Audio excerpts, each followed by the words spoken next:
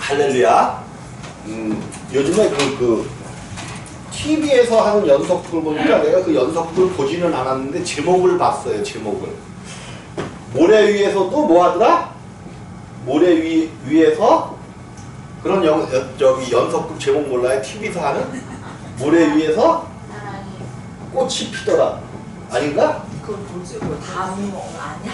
네? 모래 위에서 꽃이 피더란가 뭐 이런 거 있어요. 물론 이제 이게 세속적인 씨름 선수 그 이제 모래 그거를 이야기하는 건데 전 그 제목을 딱 보면서 아 그래 기독교도 모래 위에서 꽃이 피어야 되는데 모래 위에서 꽃이 피어야 되는데 너무 그 걸음이 좋고 무슨 소리냐면 로마 시대죠. 로마 시대 이제 그 기독교가 로마의 국교로 공인이 되고 이제 엄청 국가의 종교로 됐으니까 엄청나게 많은 사람들이 왜 기독교를 가지지 않으면 많은 것에서 배제되고 많은 것을 얻을 수가 없으니까 국가에서 제공하는 많은 것들을 얻지를 못하니까 엄청나게 많은 사람들이 기독교 안으로 막 들어오게 됩니다. 근데 그들이 정말로 다 신앙 때문에 그렇게 들어왔을까요? 엄청나게 많은 로마 국교로다가 되니까 기독교가 국교로 되니까 모든 국민들이 기독교인이 되어야만 국가에서 주는 모든 혜택이나 이런 걸 받으니까 다 누구든지 다 기독교인이라고 하는 거예요. 뭐 없이 회개함이나 어떤 이런 것 없이 다 그렇게 된단 말이에요. 그래서 기독교 숫자는 엄청나게 커졌지만 이때부터 기독교가 몸살을 앓게 되는 겁니다. 막 기독교는 그래도 거룩한 사람들의 모임, 성도라 부르는 그런 모임들이었는데 타락하기 시작하는데 말도 못하게 타락을 하는 거예요. 그래서 어떤 저쪽 그 서유럽 쪽에 있었던 펠리기우스라는 이름은 들어봤죠? 펠리기우스라는 그 수도자 쉽게 얘기하면 그 수도승이죠. 수도승이 이제 로마를 와봤더니 기가 막힌 거야. 기가 막혀. 이거는 타락의 수준이 이거는 보통 왜 그러냐면 로마는 굉장히 신들이 많던 나라예요. 엄청나게 성적으로도 문란하고 막 그랬었는데 갑자기 하루아침에 기독교로 공인이 돼버리니까 이게 그냥 기독교인들조차도 다 타락으로 빠져버리는 거예요. 근데 이게 이러한 역사들을 뭐 로마 시대에 그랬다 뭐 막 이러지 마셔요. 오늘날 이 시대야, 이 시대. 우리 예수님이 그렇게 말씀하시죠. 그 서기관과 바리새인들이 누구의 자리에 앉았대? 모세의 자리에 앉았으니 너희는 저의 하는 말은 듣되 저희 행위는 본받지 말라. 그들은 말로는 하나님의 말씀을 해석하여 이렇게 살아라 하면서 자기들은 사람들에게는 무거운 짐, 율법의 짐을 지어놓고 자기들은 손가락 하나 까딱하지 않고 모든 부패와 부정을 저지르고 기독교가 완전히 타락하는 그런 모습들을 유대교 안에서 우리 주님이 보셨단 말이에요. 유대교가 얼마나 타락했냐면 그 당시에 이제 오늘 말씀에 나오지만 그 사람들의 편의를 위해서 자 어쨌든 펠리기우스 얘기가 나왔는데 그가 보니까 이게 도대체가 기독교가 이게 뭔가 하는 거예요. 그래서 새롭게 기독교의 틀을 마련해야 되겠다 해갖고 이제 그 어떤 그 기독교의 역사를 쓰는데 어떻게 보면 이 사람 때문에 자기는 굉장히 그 유대교적인 신앙을 가지고 기독교를 세우려고 했단 말이에요.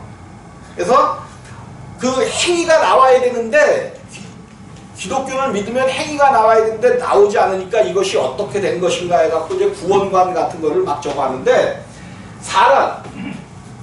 우리는 알죠. 아담이 생명나무와 기독교의 모든 근본 교리는 요거 안에서 시작됐습니다. 요 그림 안에서 시작되는 거예요. 그래서 여러분들이 이것을 잘 깨달으면 성경이 무엇을 말하는가를 우리가 알 수 있게 되어진단 말이에요. 그래서 빨리 난 그래도 다른 사람보다는 선하게 살았는데 나는 남의 것을 훔치거나 그런 적 없다라고 얘기하는 사람들이 있어. 나는 그런 적이 없다고. 그럼 나는 가서 한 대 패주고 싶은데 그럴 수는 없고. 왜 그러냐? 여러분, 우리는 태어나면서부터 내가 아주 요즘에 그거를 절절히 느끼는데, 아니 그 꼬마들이 그 아주 포악성이 어디서 그렇게 나오냐고요. 자기 마음에 안 들면 어때? 그냥 길바닥이고 뭐고 그냥 거기가 그냥 길바닥인지 뭔지 모르고 그냥 뒤로 들어 자빠져갖고 그냥 속에서 그냥 탁탁 될 것까지 그러니까 너무 막 울으니까 못해요.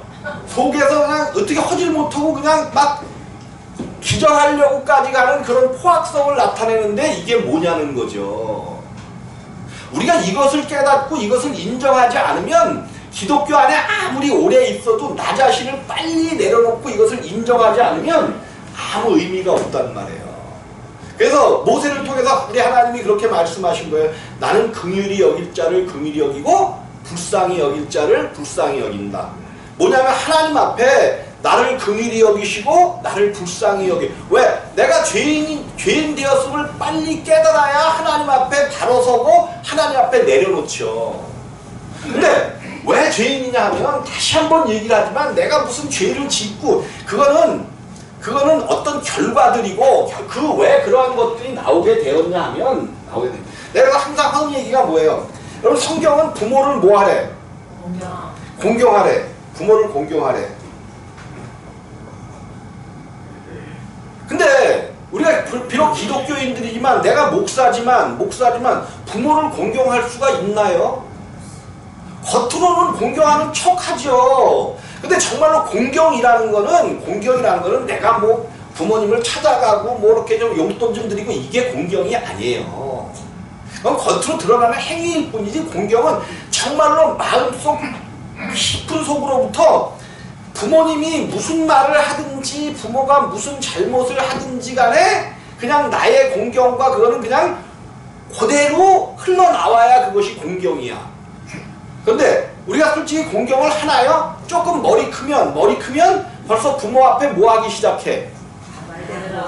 말대꾸. 우리는 부모를 공경할 수가 없어요. 근데 성경은 부모를 공경하라고 이야기한단 말이에요. 그럼 이러한 문제들을 우리가 어떻게 해결할 것인가, 어떻게 봐야 될 것인가. 공경하라고 했으니까 어떻게 해서도 나를 죽이고 공경해야 될까. 근데 이게 마음으로부터 우러나오지 않고 내 진심으로 부모를 공경하지 않는 이 공경이 무슨 공경이에요. 아주 일정하게 정말로 부모가 어쨌든지 뭘 하든지 일정하게 나는 그냥 부모 말씀에 순종하는 이 순종이 나오지 않는 것은 공경이 아닌 거예요. 성경이 이야기하는 공경이 아니에요. 우리 예수님은 부모를 공경하는데 어디까지 공경하셨어요? 성경에 나오잖아요. 십자가에 죽기까지. 그 아버지가 죽으라고 명령하시니까 죽기까지 복종하신 것이 공경이라는 얘기예요. 그러면 왜 그렇게 할 수 없는 이유가 뭐냐 하면 우리가 맨 처음 아담에게는 하나님이 엄청난 능력과 권세를 주셨어요. 근데 이 아담을 어떻게 만드셨어? 어떠한 모양과 형상으로 만드셨어? 하나님의 형상과 모양대로 겉모습뿐만 아니라 속에 어떤 사랑과 거룩함과 이것까지도 많이 닮았단 말이에요. 근데 아담에게는 자유의지라는 것을 주셨어요. 자유의지. 하나님이 너는 선악을 알게 하는 나무의 열매를 먹지 마라 그러면 무조건 안 먹는 게 아니라 이런 명령을 주었기 때문에 네 의지를 따라 먹지 말든지 생명나무를 먹든지 너희가 결정하라는 거예요. 근데 처음에는 어느 정도의 시간이 지났는지 그거는 몰라요. 얼마나 여기서 생육하고 번성했는지 그것이 몇 년을 갔는지 몇백 년을 갔는지 몇천 년을 갔는지 그거는 모른단 말이에요. 왜? 성경은 그것에 대해서 이야기하고 있지 않기 때문에. 그러나 어쨌든 하나님께서 생육하고 번성하라고 말씀하셨기 때문에 이 에덴 동산에서 엄청나게 생육하고 번성했었던 것은 사실이에요. 그런데 어느 날 뱀을 통하여 가장 강교한 자 뱀을 통하여 그 당시에는 뱀이 아마 발로 걸어 다녔었던 것 같아요. 그래서 그런 그림들이 많죠. 옛날 그 성화를 보면 뱀이 걸어다니는 발로 두 발로 걸어다니는 그런 그림들이 많은데 그걸 뭘로 유추해 볼 수 있냐면 하나님의 말씀을 어기게 만든 그 다음부터 저주를 받아 뭐 하게 됐어요 뱀이 그죠? 배로 기어다니게 만든 것이 하나님의 역사 속에 나오는 거죠. 뱀을 통하여 하와를 유혹했고 하와가 뱀이 말한 선악을 알게 하는 나무의 열매를 먹어버렸단 말이에요. 그리고 그것을 자기의 생명, 자기의 남편인 아담에게도 갖다 주어서 아담이 그거를 먹은 거죠. 이제 여기 내가 여러 가지 말씀을 드리지만 오늘은 그것을 생략하고 어쨌든 이제 그것을 먹자마자 자유의지가 사람에게 없어져 버렸어요. 자유의지가 없어지고 이제 사람은 하나님이 그래서 생명나무의 길을 또 혹시 자기의 그걸 가지고 생명나무를 먹을까봐 생명나무를 먹게 되어지면 무슨 문제가 생겨지냐면 완전히 죄악으로 영생해버린단 말이에요. 여러분 구원을 받을 수가 없어요. 그러니까 하나님이 구원을 받을 수가 없어요. 이거를 먹고 나서 생명나무를 먹어버리면 구원을 받을 수가 없어. 그러니까 하나님이 두루도는 하염검과 그룹으로 이것을 못 먹게 감춰뒀단 말이에요. 완전히 이곳에 들어오지 못하게 감춰뒀기 때문에 이제 자유의지를 박탈당한 사람은 자유의지를 잊어버린 사람은 절대로 생명나무이신 하나님께로 갈 수가 없어요. 갈 생각도 하지 않지만 갈 수가 없단 말이에요. 이제 이 사람은 하나님의 종에서 누구의 종이 되어버렸어요?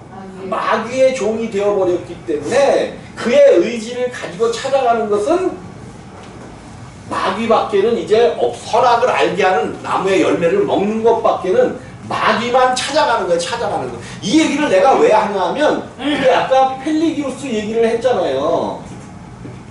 펠리기우스가 뭐라고 얘기를 하냐면 사람들이 이렇게 자유의지를 했기 때문에 하나님께로 가야만 된다 이렇게 했는데도 성전이나 설교하는 사람들의 말은 거룩하게 살아야 된다, 잘 살아야 된다, 정말로 착하게 살아야 된다 이렇게 얘기를 하는데 오늘날 교회가 말은 하나님의 말씀은 살아있어요. 말씀은 살아있다는 게 뭐냐면 말씀은 너희가 거룩해야 된다, 너희가 세상 가운데 모처럼 살아야 된다 이런 얘기를 하는데 교회가 그렇게 살아요, 못 살아요? 오히려 제일 못 살고 있는 곳이 교회인지도 몰라요. 세상보다 오히려 더 헛되게 살고 있단 말이에요.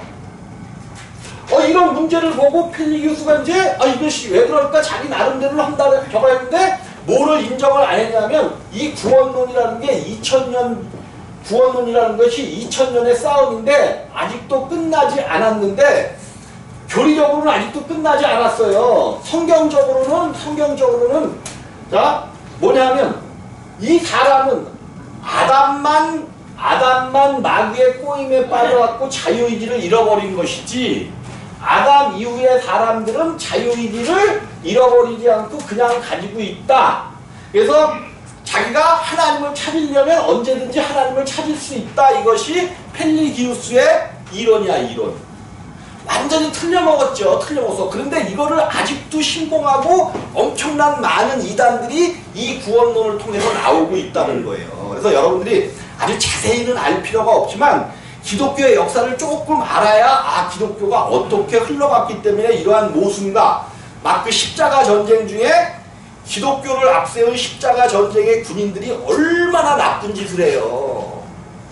이거는 우리가 사실은 십자가 전쟁 중에 군인들이 나쁜 짓을 하는 걸 보면 입에 담기조차도 정말 민망한 그런 일들을 기독교의 이름을 가지고 예수 그리스도의 깃발을 들고 그리스도의 깃발을 들고 그러한 짓들을 행했었던 역사들이 있단 말이에요.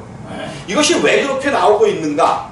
또 오늘날도 마찬가지예요. 이단들이 모든 가정을 파괴시키고 자기들이 무슨 짓을 하고 있는지도 모르게 나오는 일들이 다 교리의 잘못 속에서 나오고 있단 말이에요. 그럼 우리가 이런 것들을 조금 알고로 말미암아 어쨌든 자유의지를 가지고 있기 때문에 하나님을 찾든지 마귀를 쫓아가든지 그거는 자기들의 마음이라는 거야. 근데 성경은 정확하게 생명나무이신 하나님을 찾아갈 수 없다라고 못 박았단 말이에요. 왜? 두루 도는 하영mon과 그룹들로. 그러면 이 두루 도는 하영mon과 그룹들이 언제 그 길을 터주나요? 언제가 아니라 언제 그 길을 터주고 있어요. 하나님께서 사람들이 아담이 범죄함으로 말미암아 생명나무의 길을 완전히 가두어 두셨단 말이에요. 그럼 이 길을 언제 터주실까? 언제? 생명나무로 갈 수 있게 언제 터주실까? 네? 역사적으로 이것이 터주신 사건이 기록돼 있잖아요.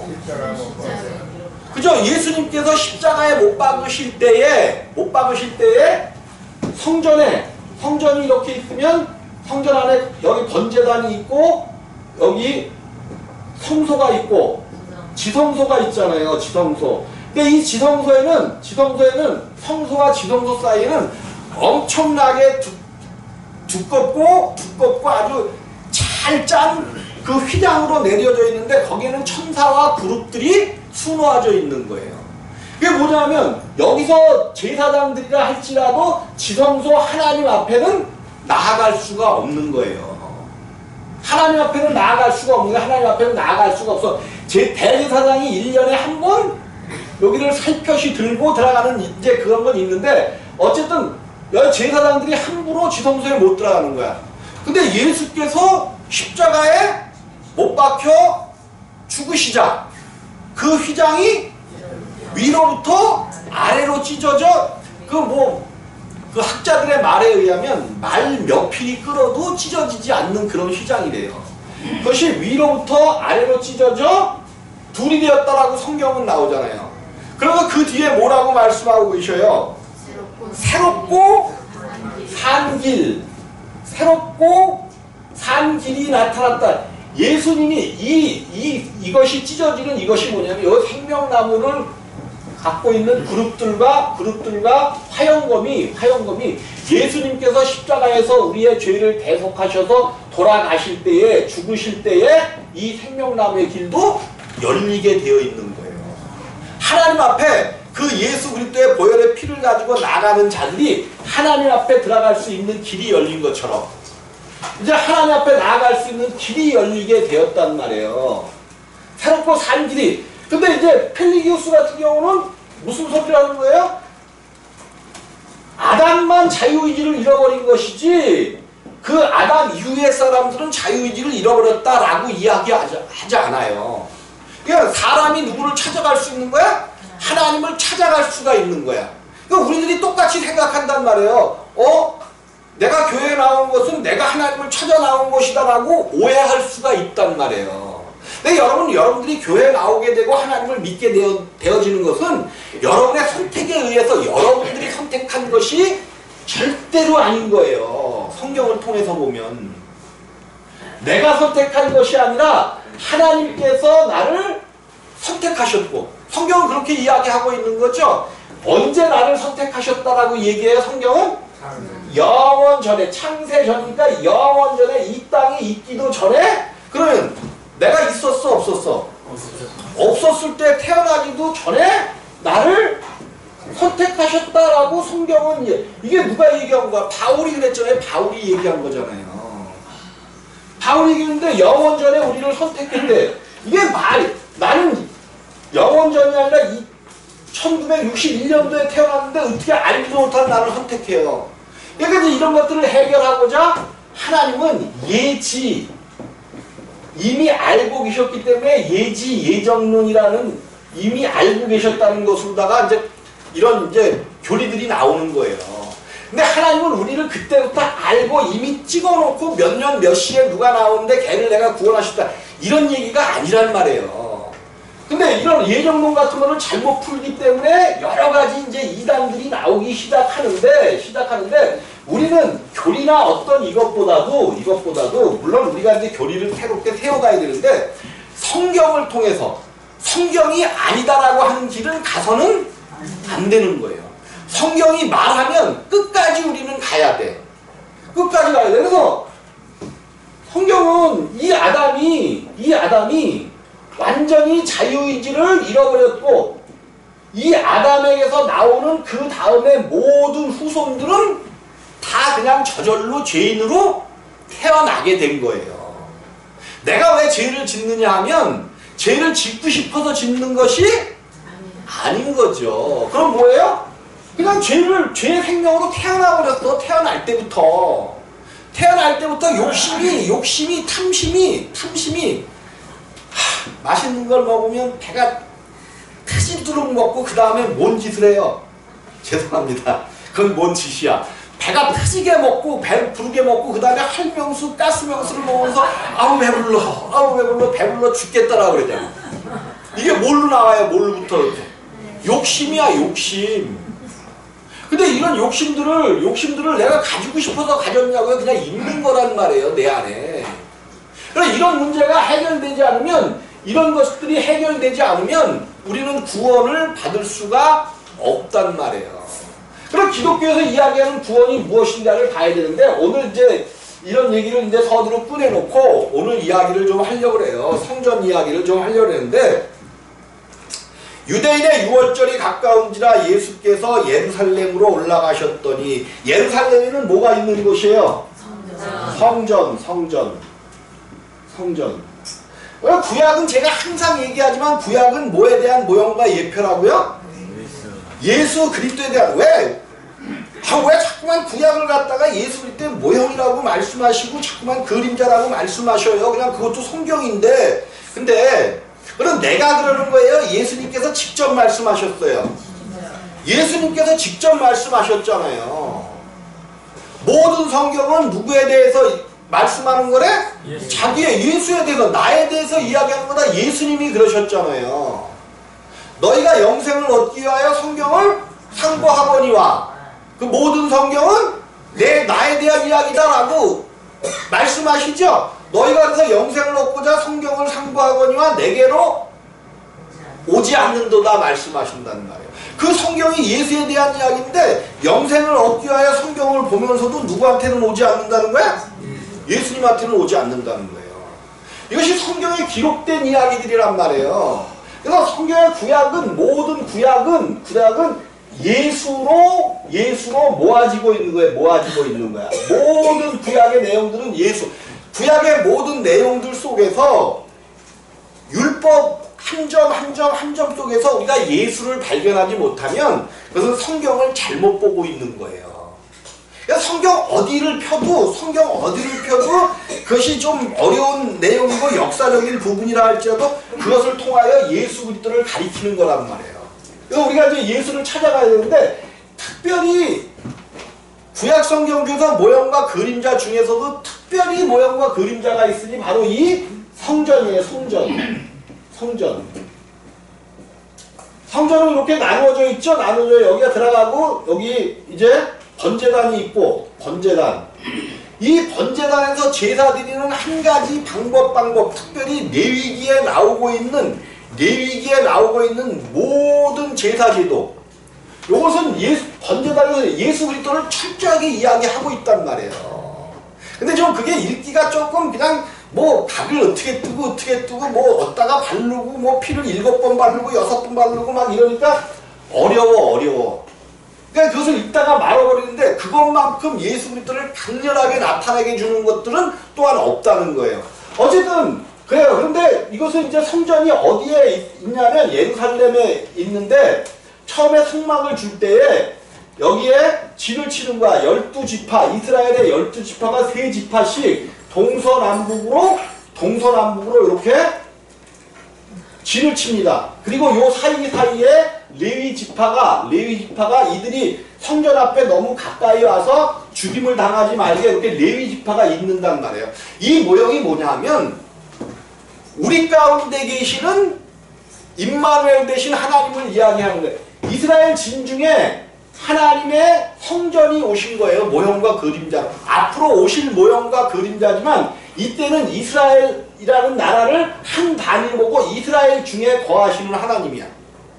성전이 온 거예요. 성전이 오신 거예요. 그래서 약 40년 동안 그들을 광야에서 이끌어주는 것이 성전이란 말이에요. 그런데 이 성전에 대한 것들을 잘못 보는 것들이 뭐가 있냐면, 이렇게 이제 한 가지를 얘기하는 거죠. 이렇게 요거는 이제 이 성막을 보존하기 위하여 울타리를 세우는데 세마포 울타리로 세운다는 거죠. 세마포. 그리고 그 끝에 기둥들을 세우는데 기둥 끝에는 은으로다가 반짝반짝하게 은으로다가 기둥 위를 씌워놓는 거야. 그러니까 목사님들이 이것을 연구하던 목사님들이 뭐라고 얘기를 했냐면 밤에 이제 사람들이 밤에 광야를 헤매다가 달빛에 요 은이 반사되어지면 하나님의 성전이 저기에 있구나 하고 찾아오는 거래. 여러분 철저하게 성경 잘못 보고 있는 거죠. 요거는 이제 성전을 가장 잘 보시는 그 목사님이 이런 얘기들을 써놨는데 잘못 보는 게 뭐냐면 이 성전이 아침에 일어나서 밤에는 뭐가 성전 위에 지성소 위에 떠올라요? 불기둥.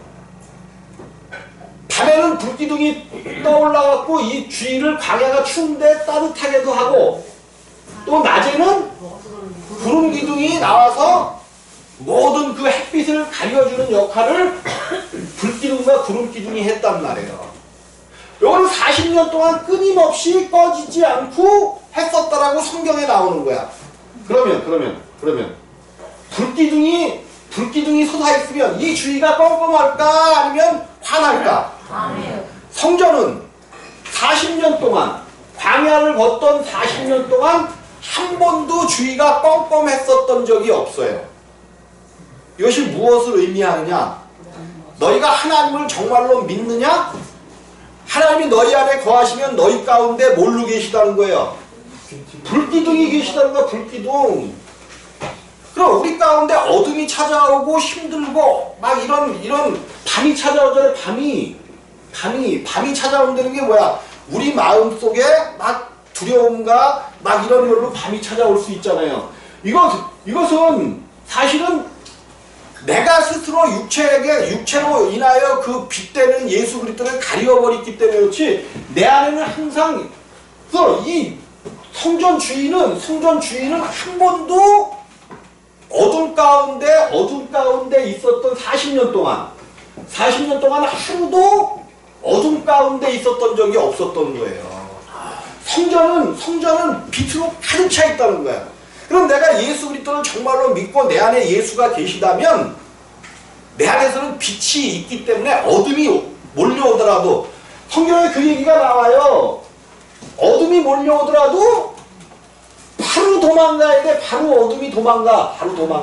근데 우리 가운데 어둠이 한번 어둠이라는 게 뭐야? 원망과 불평과 근심과 막 이런 것들이 막 몰려오잖아요. 그러면 막 일주일, 한 달, 두 달까지도 가잖아요.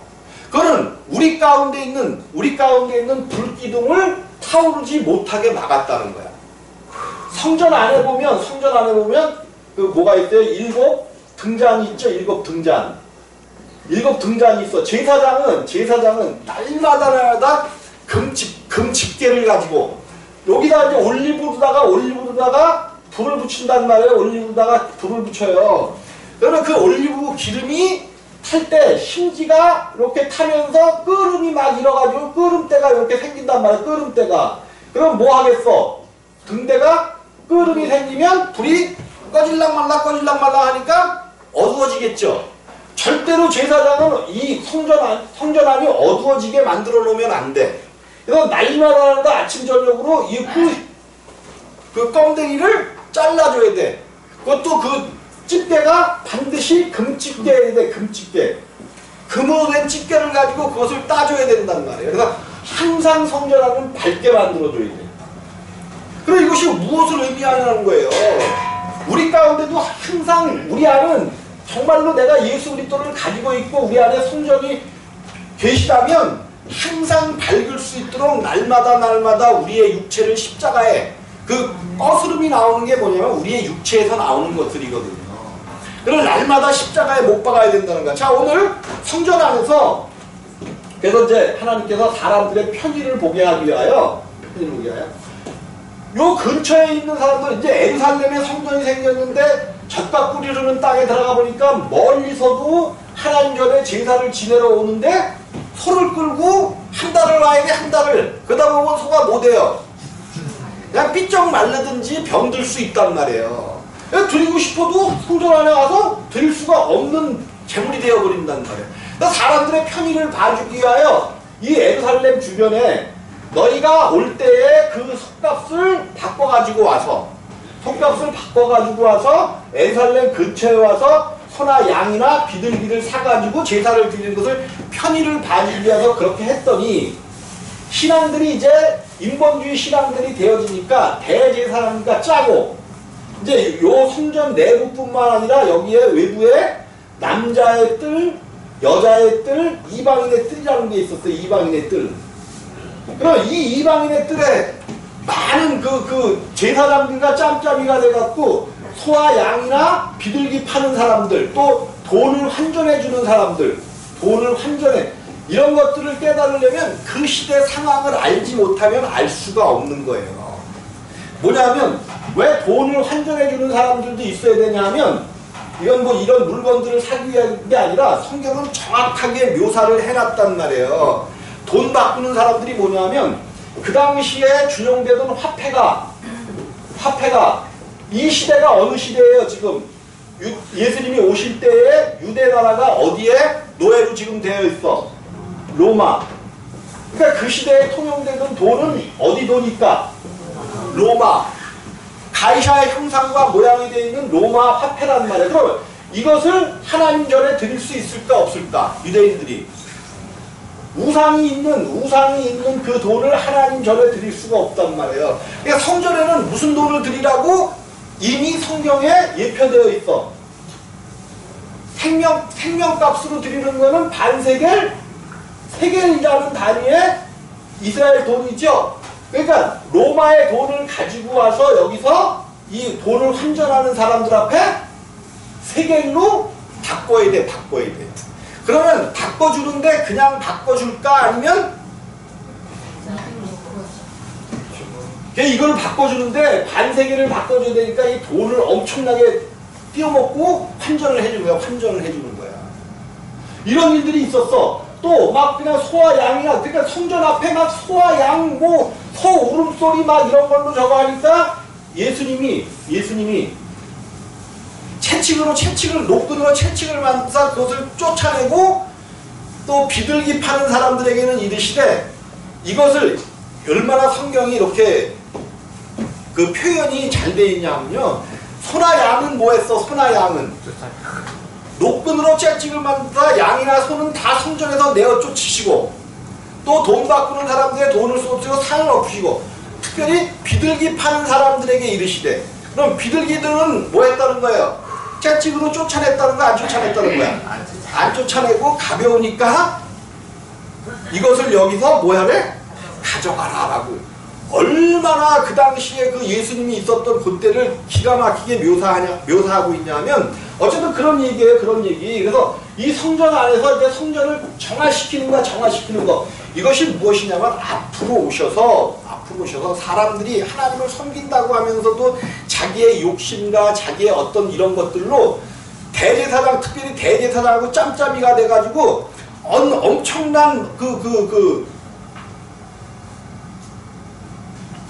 사리사욕을 채우는 그런 일이 성경에서 있었는데, 이런 것들을 성전을 깨끗게 하니까 그 당시에 이제 유대인들이 거기서 그런 어떤 상인들이 화가 났겠지. 그러니까 네가 무슨 권위로 이러한 일을 하느냐? 정말 너가 그런 권위가 있다면 표적을 보여줘라. 이런 얘기를 하죠. 요 말을 대표할 수 있는 게 뭐냐면, 유대인들은 뭐를 구하고? 표적을 구하고, 헬라인은 지혜를 구하는 거라 했죠. 유대인들은 하나님의 선지자냐 아니냐를 보는 걸 꼭 표적을 보여달라 그랬어요. 그랬더니 우리 주님이 뭐라고 얘기하셔요? 이 성전을 헐라 내가 사흘 동안에 일으키리라. 사흘 동안에 일으키시겠다고요. 그런데 이 성전은 46년 동안이나 지었지만 아직도 완성이 되지 않은 성전이에요. 그런데 46년 동안이나 짓고 있는데도 완성이 안 됐는데 네가 3일 동안에 그 성전을 일으키겠느냐? 말이 안 되는 얘기를 하고 있으니까 그 사람들이 비웃는 거예요. 비웃는 거. 유대인들이 하는데 이 성전은 46년 동안의 지역권을 내가 3일 동안에 일으키겠느냐 하더라. 그러나 예수는 뭐를 가리켜 말씀하신 거라? 성전된 자기 육체. 성전된 자기 육체. 우리가 그래서 이제 오늘 이런 말씀들을 통해서도 삼위일체 하나님이 증거돼야만 돼요. 이제 시간이 없으니까 그런 얘기는 못하지만 어쨌든 성전된 자기 육체, 성전된 예수님의 육체가 뭐라는 거예요? 성전이었다라고 이야기하는 거예요. 물론 예수님께서는 더 완벽한 성전을 이루시기 위하여 십자가에 죽으시고 그 육체까지도 완벽하게 하지만 예수님이 이 땅에 오셨을 때부터 예수님은 뭘로 오셨다는 거야? 성전으로 오신 거예요. 성전은 누가 사는 거야? 누가 사는 거? 하나님이 사시는 거예요. 하나님. 그럼 성령 하나님은 어디? 아니 만약에 많은 사람들이 목사님들이 뭐 본질로서 하나인데 세 분으로 계시는 거야. 본질로서 하나님이지 그게 한 분 하나님이 아니다라고 자꾸만들 얘기하는데 그러면 만약에 삼위 하나님이 어쨌든 한 분으로 계신 한 분 하나님이신 세 분으로 계시다라고 얘기를 해요. 그러면 성전에는 누가 사신다고요? 그러면 성령 하나님은 어디 사실까? 성부 하나님은 어디 사실까? 아니 성전으로 보자고. 성전. 성령 하나님도 성전에 사실 것이고 성부 하나님도 성전에 사셔야 되고 성자 하나님도 성전에 가셔야 된단 말이에요. 그러면 예수님이 성전으로 오셨는데 예수님이 성전으로 오신 거잖아요. 그럼 성령, 성부, 성자가 세 분 하나님이 그 성전 안에서 한 분이신 육체 안에 세 분이 사시는 거예요? 이런 말도 안 되는 세 분이 사시는 게 아니에요.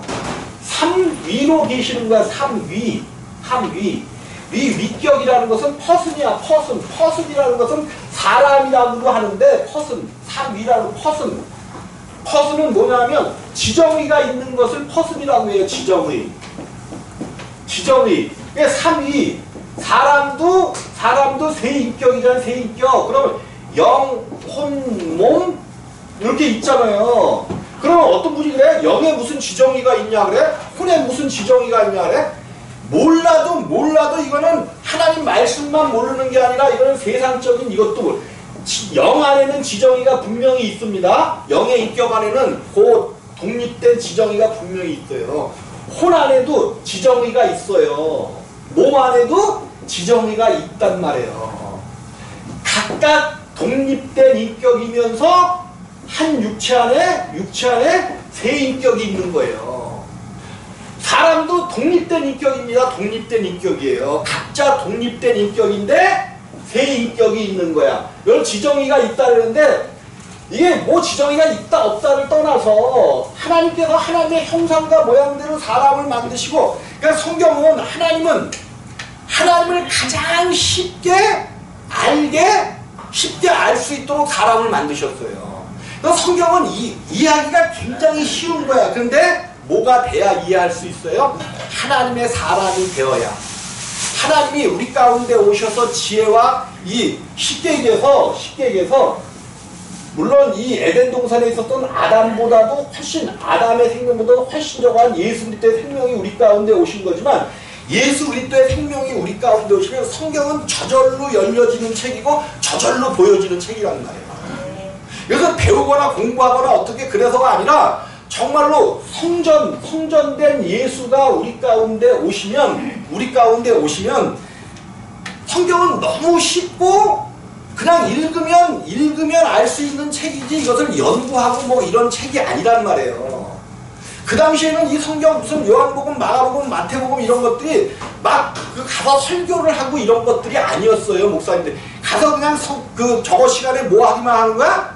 그냥 읽어나가는 거. 그러면 그 당시에 성도들이 막 깨닫고 그랬단 말이에요. 그래서 여러분들이 정말로 하나님의 형상과 모양이신 사람이 하나님의 형상과 모양으로 이루어졌고 그 사람 안에 하나님이 오시기로 작정한 이 복음의 놀라운 구원의 여정을 알고 깨달으면 오늘 예수는 성전된 자기 육체를 말씀하신 것이라 죽은 자 가운데서, 그런데 제자들은 죽은 자 가운데서 뭐한 후에야? 살아나신 후에야. 제자들이 이 말씀하신 것을 기억하고 성경과 및 예수의 하신 말씀을 믿었더라. 이게 무슨 뜻이에요? 그가 부활하시고 우리 가운데 임해져야 성경 말씀을 우리가 뭐 하게 된다는 거예요? 믿을 수 있게 되어진다는 거예요. 여러분들이 정말로 주님 앞에 내가 죄인으로서이다, 나를 긍휼히 여기고 불쌍히 여기셔서 이제 주님 앞에 들어온 다음에는 우리의 모든 거듭나는 그 생명을 주시는 중생까지는 우리가 하는 일이 아무것도 없어요. 요 이제 교리를 조금 이제 시간을 내서 우리가 좀 봐야 되는데, 우리가 하는 일은 아무것도 없는 거야. 그러나 그 다음에 그래서 이제 뭐가 문제냐면 문제라기보다도 누구야 기쁜 소식 선교회 누구죠? 박옥수 목사. 이런 양반들이 무슨 얘기를 하는 거냐면 다락방 같은 데가 거의 뭐 똑같은 얘기들을 하고 있는 거거든요. 예수께서 우리의 모든 죄와 불법들을 가지고 가셨기 때문에 과거의 죄, 현재의 죄, 미래의 죄까지 완전히 가져가셨기 때문에 더 이상 회개할 필요가 없다라고 얘기를 해요. 근데 요거는 맞기는 또 틀린 얘기는 아니야. 맞기는 맞아. 그렇기 때문에 이렇게 다 가져갔기 때문에 이제는 영은 선하고 육은 악하다. 그렇기 때문에 우리가 영은 선하게 구원을 받았기 때문에 마음대로 살아도 구원을 놓치지는 않는다 그래. 요거는요 미친놈들이에요. 그 미친놈들. 잘못돼도 완전히 잘못됐어요. 과거 현재 미래의 모든 죄를 가져가신 것은 분명히 맞아요. 맞아. 그러니까 내가 여기서 회개를 한 번뿐이라고 그러니까 또 회개하지 말라는 얘기가 아니란 말이에요. 회개하고 돌아섰잖아. 그럼 하나님의 말씀으로 돌아왔으면 이제는 육체를 부수면서 하나님의 말씀을 따라 살아야 된단 말이에요. 근데 이게 사라지나요? 안 되잖아요. 못 산단 말이에요. 그러니까 뭐가 필요한 거야? 십자가가 필요한 거야. 십자가라는 것은 회개보다도, 회개는 말로만 하는 거니까 기독교를 믿지 않는 친구들이 뭐라고 놀려요? 너희는 참 좋겠다. 실컷 죄 짓고 가서 또 회개하면 될 거 아니야. 이런 놀림 가운데 있었던 일이 한두 번이 아니잖아요. 근데 이거를 기독교를 잘못 이해하고 이렇게 가르쳐버리니까 그런 얘기가 나오는 거야. 여러분, 회개했는데 그 죄 가운데 계속해서 또 짓고 또 회개하고 한다면 우리가 회개한 거야, 안 한 거야? 회개를 했으면 그 일에 안 들어가려고 성령을 의지해서 애쓰고 노력하면서 그 일에 다시금 또 빠지는 한이 있어도 안 들어가려고 노력하며 십자가를 지는 것, 이게 회개 다시 하는 것보다 얼마나 큰 능력이고 권세인데요. 기독교를 함부로 얘기하지 말고 정말로 온전히 알고 나서 우리가 그 기독교 안에서 하나님의 참 기쁨을 누리시기를 주님의 이름으로 부탁을 드리겠습니다. 기도하십니다.